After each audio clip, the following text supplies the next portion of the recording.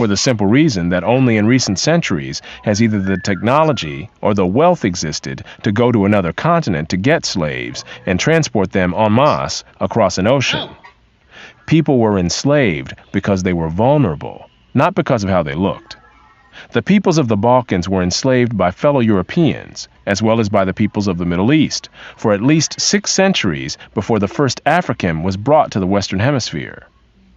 Before the modern era, by and large, Europeans enslaved other Europeans, Asians enslaved other Asians, Africans enslaved other Africans, and the indigenous peoples of the Western Hemisphere enslaved other indigenous peoples of the Western Hemisphere.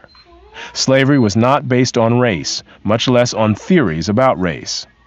Only relatively late in history did enslavement across racial lines occur on such a scale as to promote an ideology of racism that outlasted the institution of slavery itself.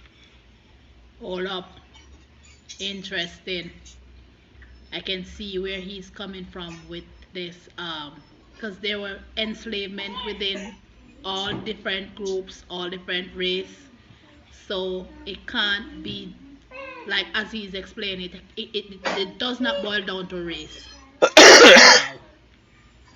Wherever a separate people were enslaved, they were disdained or despised, whether they were different by country, religion, caste, race, or tribe.